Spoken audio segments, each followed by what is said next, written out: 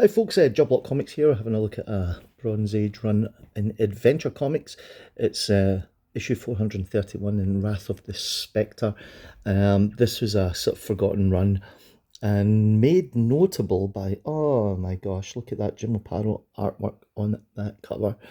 Wow, that is quite horrific, and if you think that's bad, wait till you see the insides. Now, this is in fact approved by the Comic Code Authority. How this slipped through, I don't know. This whole run is just phenomenal.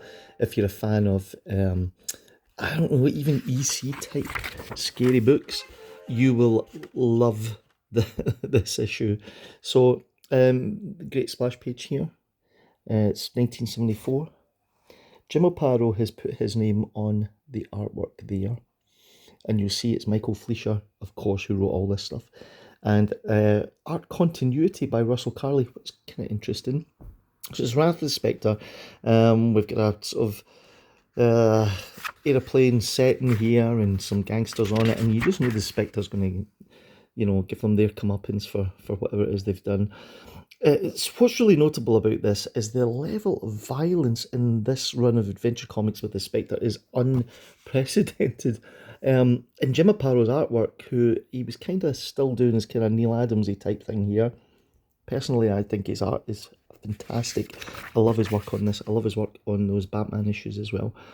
I think it's just terrific. But it gets so grisly. Adverts, I know some of you like the adverts. Here's the setup. We've got Jim Corrigan, who of course is the Spectre. There we go. And here's the Spectre, starting his campaign, as he does.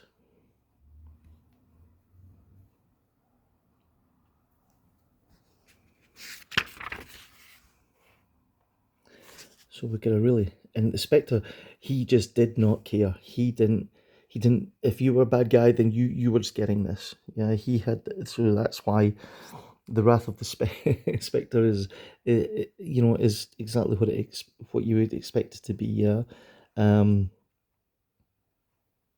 Yeah, he just melts this guy. Look at, is it me or is that absolutely horrific? Starts with a gun, then he just melts this guy away. There ain't nothing left of him. So this last guy's on the plane here, yeah. And Spectre arrives from the smoking his pipe, smoking a pancake. There's no point shouting for the stewardess at this point, dude. Yeah, you've had it. Once the Spectre gets you in his sights, then that game is over. Funny thing is here, the man's obviously deranged. He's suffering from. See, they can't see the Spectre, and then when the lights go out, the lights come back on, and he's just a skeleton. Oh my, Lord. Ah, good grief. There we go. That's the end of that story. So yeah, just so bizarre. And all these stories all read like those old sort of EC type comics where, criminals would do something terrible and then they would, have a terrible fate befell them.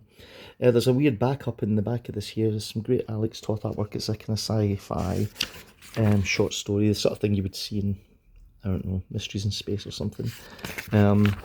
Notable here by the Alex Toth artwork, which is always great to see.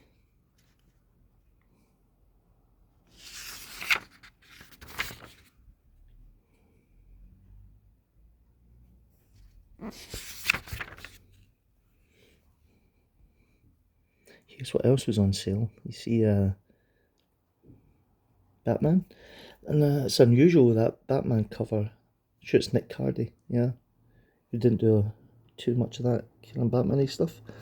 And a Witch in Hour 100-page spectacular, which is just glorious. And then, there we go. Here's the wrap-up to that Alex Toth sci-fi one. There we go. And the last page. And the usual adverts. So there you have it, gang. If you ever see any of these old adventure comics with the Spectre in it, you have got to pick them up, especially if you're a fan of horror, especially 70s horror that seems to be emulating EC type stories. I just think it's terrific. It's great fun. Look at that cover, my gosh. So if you see these, grab them. They're still pretty cheap, and I hope you enjoyed that. If you did enjoy it, why don't you subscribe to the channel, or why don't you leave me a comment telling me what your favourite iteration of the Spectre was, and I'll see you on the next one.